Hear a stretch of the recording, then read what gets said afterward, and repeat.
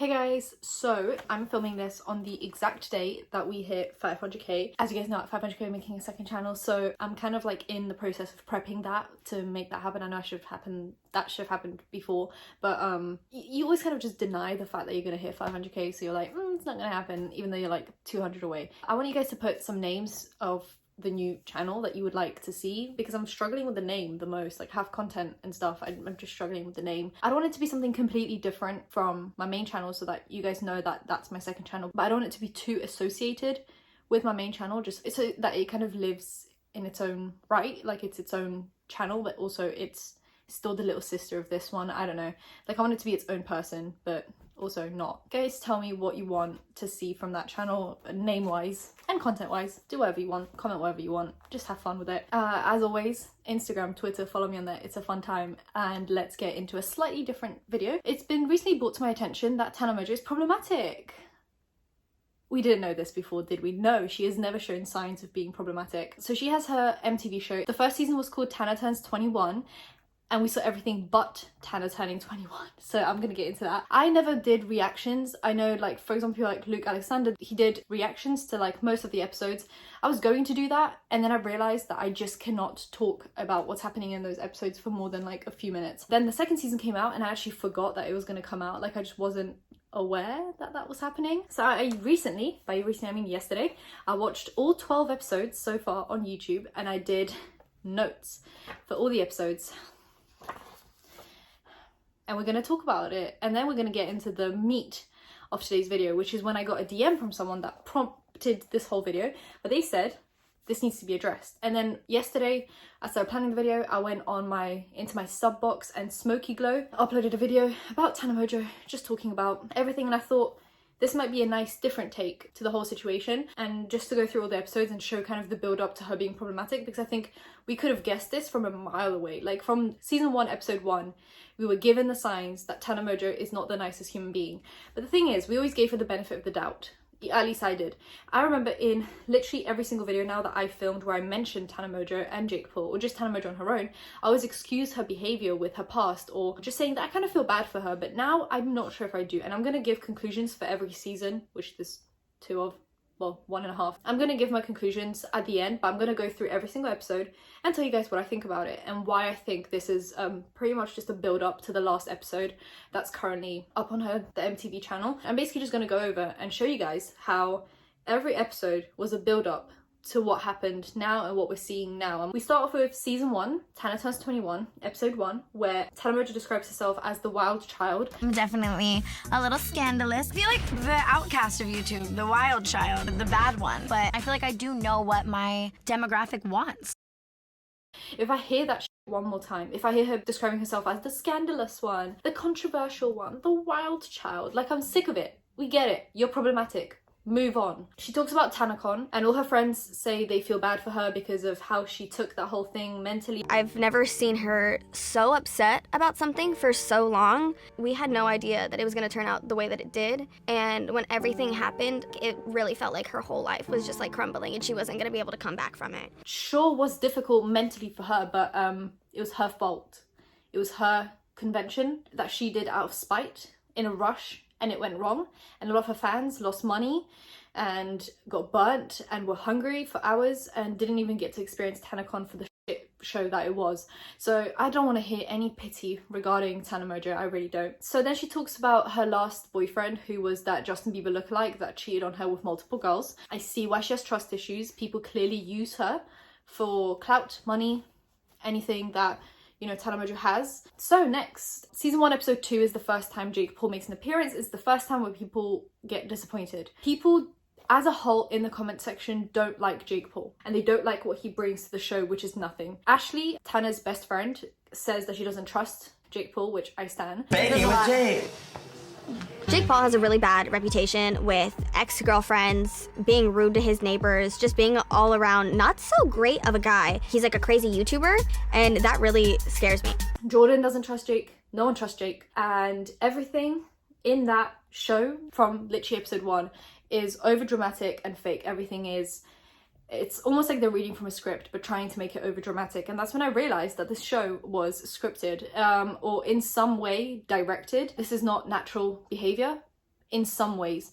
Like, I think the over dramatic bits are bits that the directors were like, make that more exciting. But there are certain bits where you can see Tana Mongeau's like real personality come out, and it's not pretty. In episode 2, she also did that roasting thing where she got up on stage and was supposed to roast the person, and they were supposed to roast her back, and they both just started complimenting each other. It was really, really cringe. Tana, if you don't get your goddamn... Wow, your ass is actually very supple. I wish my ass looked a little more like that. Hey, stay in your lane, You started off, you're the guest. Justina, if you don't get your goddamn... Wait, your hair is actually so much more vibrant and pretty. You actually just did it. My bad, I got this. All right. Tana, if you don't get your goddamn... I'm not gonna lie, you exactly the type of that I like. And really forced and fake. I just wish that the seasons and the episodes flowed a little more naturally, and that they seemed a little more organic, because right now what I'm seeing is just a lot of like, something happens and I'm assuming the director comes in and goes, can we change that and make it more? And it shows. Episode 3 starts with Tana Mongeau and Amari being in the bath together. Then in the car, Jordan spits out food in Tana Mongeau's face, and Keep filming this. Ew! Have you been holding? I thoroughly enjoyed that moment. I really did. I think she did deserve that for everything that she puts him through the next few episodes. She talks about VidCon, which she continuously makes it an ego thing, and I think genuinely that's why TanaCon was a thing. It was an ego thing. She is so prideful and so egotistical and narcissistic that she simply could not put up with the fact that VidCon would not want her as a featured creator. And I do understand that VidCon was at fault. They used her to promote their show while also then uninviting her. But all of this, then, that whole ego thing, it led to what happened, and I think she needs to tone that ego down. And then in that same episode, Tana Mongeau and Amari go get their nails pierced, and Amari gets his ear pierced, and he's completely fine with it. They put it through that, I don't know what this part's called, this little dangly bit there, which is apparently the most painful like ear piercing. This is like the hard bit. The needle goes in, he makes no noise, and he's like, lol, that was great, cool. Does that help? You ready? Oh. And then Tana Mongeau goes to get her nails pierced, and of course she's screeching, screaming, shouting. I'm feeling so scared right now. I just feel like this is real. No! You don't understand, like, what the fuck? Oh my God! Tana's screams literally sound like 1,000 dying children, and I don't know how anyone in this shop is like okay with this right now. And that is the first time I was infuriated with the show. It's just, she's so obnoxious in it, and I never realized how. I get it, you know, her videos look similar. I didn't think she was like this in real life. I thought it was just like a show that she was putting on, but she's like this. She screeches in public in front of strangers. Like, I thought it was just when she's in the comfort of her own house filming a video, she screams and puts on a show. But she does this outside in front of people. This man is trying to pierce her nail, and she's screaming and moving around, and if anything went wrong, she would be the first to be like, this man ripped off my boob. Like, it would be a whole story time, and it's just like, just be an adult, be a functioning adult. I think she's genuinely stuck in a preteen brain, and that is not to do with her intelligence, it is to do with how she reacts to situations. VidCon called her to like apologize to her and invite her back to VidCon, and it was the fakest thing I've ever seen. It's clearly scripted or planned, because there is no way that that conversation just flowed like that naturally. It was the weirdest segment in that whole show. Hey, how you doing? Hey, how's it going? Good. Just take it. You're good. Hi. Hey, Tana, how's it going? Good. Who are you? Hey, I'm Jim Louderback. I'm the GM of VidCon. So nice to meet you. I wanted to reach out and just invite you to be a featured creator at VidCon's 10th anniversary this year. This has to be a prank. Not like, a prank at all. You know, I know we've had a couple bumps along the way, but you know, you're such a big part of our community. You and your fans are such a big part of our community. We really want you to take part in our celebration this year. It's our... ew, I like actually want to start crying right now. Ashley, they start talking about the wedding, which, who cares? Who cares? Tell me. And Ashley's like, this is a fake wedding. Why does anyone care? And I stand her so hard, so hard. And the thing is, they're sitting in the car, and this is the first time I get really pissed off, and I understand that if you were a Tana Mongeau's fan, you'd be infuriated, is this whole show, the season 1, is called Tana Turns 21. It's MTV No Filter, Tana Turns 21. That's the first season. So she had 2 birthday parties. She had one in Vegas on her birthday, and then she had another one in like a mansion. They're driving in the car and they're talking about things, and then they show clips, Instagram stories of her birthday. For Tana's first birthday party, we went to Las Vegas with all of her friends. Chaos ensued.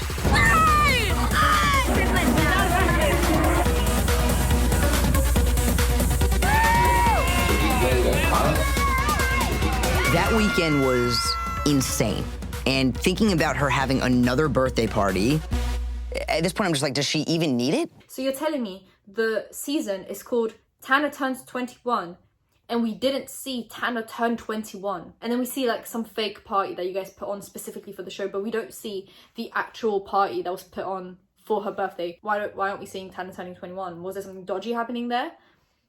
At the original party, the one that wasn't filmed, Jake proposes to her as if this wasn't good MTV content. Like, I get no one cares about the marriage, but like, wasn't that the main thing they were trying to push? Tana Mongeau is super unprofessional is what I'm starting to realize, and I've been known this for a while. She's late to everything. She doesn't care to wake up for absolutely anything. Next, at 11 minutes and 34 seconds, Jordan's face is all of us staring at this marriage. He actually yesterday asked me if I should move in. Then Tana Mongeau actually says that this is all fake and for clout. Like, essentially throughout the whole season 1, she's like, this whole marriage is fake. But before this show, they tried to make it sound like this was all real. Then episode 5 rolls around and we realize that Jake Paul is a sociopath. So Tana Mongeau has her fake second birthday party and Jake Paul just kicked out Cole Carrigan from his Team 10 house. So he comes to Tana Mongeau and he says, oh, Cole just pulled an Alyssa Violet on me. And she goes, oh, poor you. The thing is, Jake, right, if so many people are pulling an Alyssa on you, maybe the problem is not them, it's you. Like, Cole is a problematic person, don't get me wrong. But if there's so many people that are just dropping like flies in Team 10, maybe the problem is Team 10. So then he just turns to her and he goes, you should uninvite him. As if she has just no say in this whatsoever. She has no say in who gets invited to her party. So he rolls up and starts an argument with her. At her birthday party, he starts an argument with her. Happy birthday. I'm sorry. I will spend the rest of our totally real engagement trying to make it up to you. There's no one here who's That's happy. crazy. That's crazy. I care about more than yours. I don't believe you. Are you talking to me like I wasn't 100% honest with you? Yes, you lied. I didn't. Yes, you did. No, I didn't. And your manager did. I lost respect for him and you, quite frankly. It's probably like the top 3 most upsetting things that have ever happened to me in my life. And like my brother has my girlfriend. Sure. He's a sociopath. Okay, episode 6. Tana is invited to VidCon, and obviously her assistant comes in and is trying to wake her up every half an hour, and so Tana ends up being late for the meet and greet. Hi, sweetie. Will you just start setting up in Tana's room?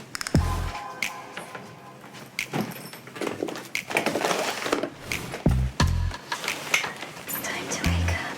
It's gonna be such a good day. So your meet and greet is at 2:30. Okay, but like I need a few more minutes. Today, Tana has a meet and greet with fans, and then she has a one-on-one Q&A. You have perfect time for glam and to eat if you get up right now. And it's a big deal. I think she's really gonna show VidCon, like, I can draw a crowd. As always, unprofessionalism, ungratefulness, entitlement to people's time. You're not the only important person. Now, Jake Paul is banned from VidCon because he used to start like that thing where you run through VidCon and people chase you. It's a health and safety hazard. So Jake Paul is banned, but Tana Mongeau is invited to VidCon and he's like, well, I should be going too. So he forces himself into VidCon. He forces an invite, even though they were like, no, absolutely not, you're not coming in. Jake calls and asks my thoughts on him sneaking into VidCon. I need to like call Jordan and have him call people. I don't really know all the details. I just know he wants to like show up here for a video and we'll go from there. It's like a 99.9% no. Why? He is banned. And he gets up on stage in the middle of her performing on stage and just reads out a poem that he wrote for her, steals all the attention from her and leaves. Why can't she have anything to herself? That's my question. Amari and Ashley are people that we can actually relate to because they're on the sidelines just watching their friend fall into this trap. Amari's on the sidelines like, well, this was supposed to be Tana's performance. I'm not sure why Jake's just on stage now at VidCon that he wasn't even supposed to be invited to because he's banned. Episode 7 was the most boring episode. It also had less views than some of the other episodes and it was to do with the marriage, which just goes to show that people care more about like Tana Mongeau and Amari in a bath together or her talking about her ex-boyfriend cheating on her than they do care about the actual marriage between these two people. This one has like half the views of some of the other episodes. I feel bad for Jordan because he has to put up with all of this. There was a fight at the altar and a lot of the people, like Ashley, genuinely thought, I think it was Ashley or Jordan, I think it was Jordan, thought that Jake Paul actually planned this fight. I heard there might be a fake fight, by the way. Holy. Now I'll do a comparison on screen between Tana Mongeau's vows. I wrote a lot of cheesy the cheesy started with they all might think it's pretend, but 2 years ago I met my best friend. You wake up the little kid in me and you make life so ridiculously fun. You make me so excited for every single day. And I don't give a what anybody thinks. I love you, Jake Paul, and I'm excited to marry you today. And Jake Paul's vows. I could have prepared for this moment and written something special that would have come from the bottom of my heart, but I wanted to freestyle these vows. We are the same person in opposite genders. Your beauty every single day amuses me. From your outfits. He's like Fashion Nova #ad. To them white teeth. I love you. Jake's vows kind of sucked, I'm not gonna lie. And then this lovely fake scene. Look at me. The only thing that matters right now. Well, I'm like shaking, bro. I'm like shaking. The only thing that matters right now. I'm like shaking.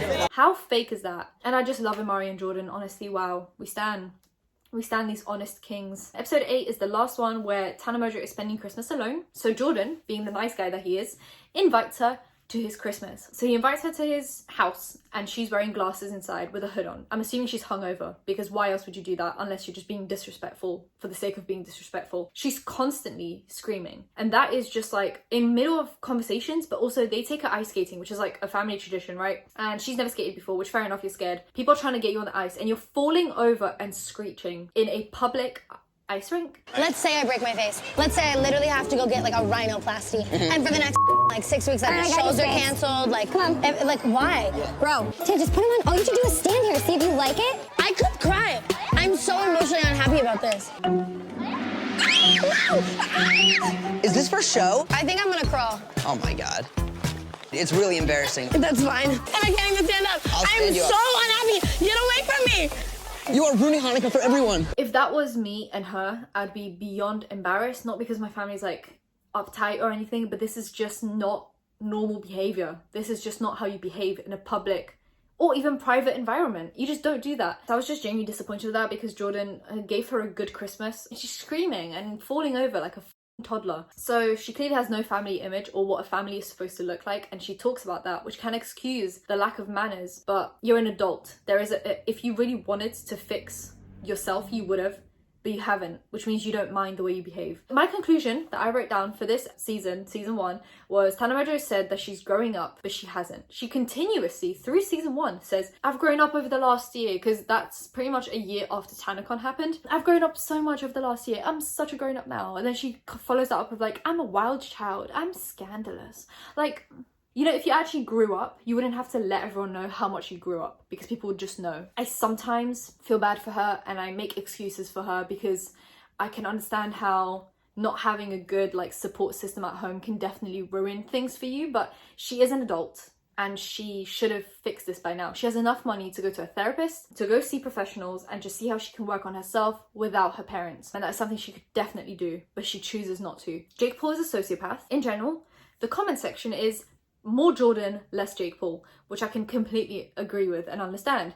Then we get into season 2. In general, season 1 wasn't as problematic as, you know, season 2. This episode is about Jordan moving out of her pool house to move into an office because he says he doesn't want to be responsible for them 24/7 because he feels more like a parent rather than a manager, which I completely understand because I can see it.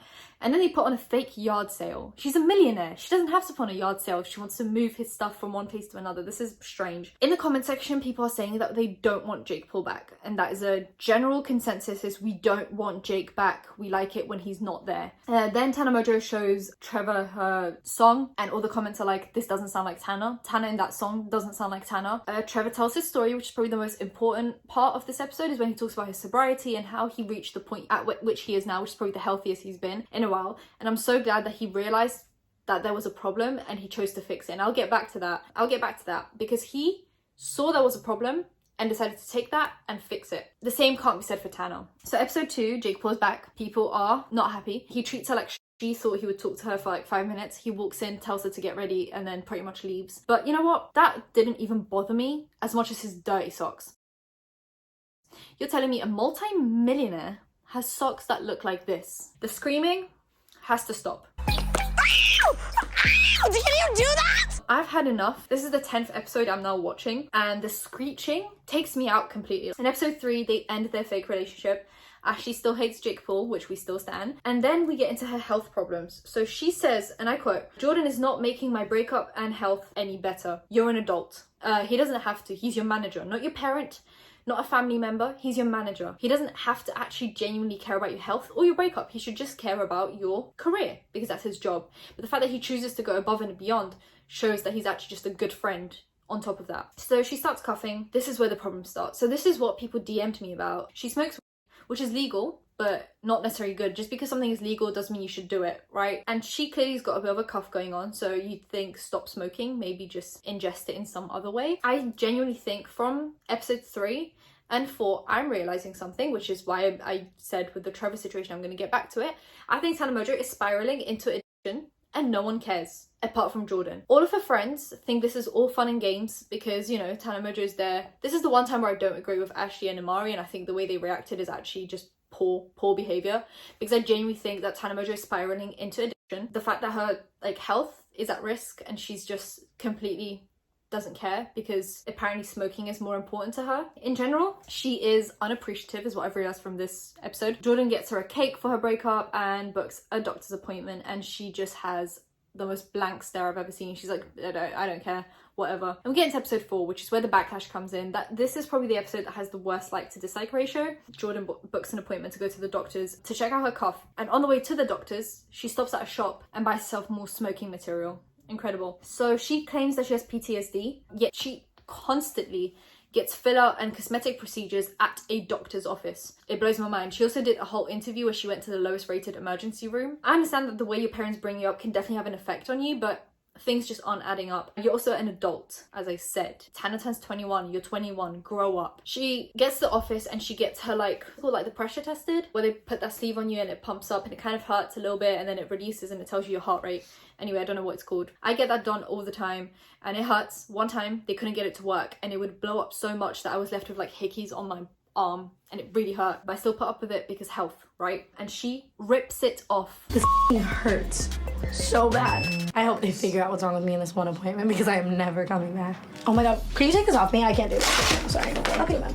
I kind of want to leave. Would you be mad if I just left? Like, that was so painful. My arm literally hurts so bad. I don't want to go through this. But if like more like inconveniences happen like that, I'm probably gonna leave. She finds out that she actually just has temporary asthma and she goes, oh, that's fine. And Jordan keeps on asking questions like, should she be smoking? And she goes, Jordan, just shut up. Like, we don't care anymore, whatever. And on the way back, she's like, yeah, I'm just not going to take my health seriously because it's just asthma. I'm just going to continue doing whatever I do. I don't care. I'm not coming back in 10 days, by the way.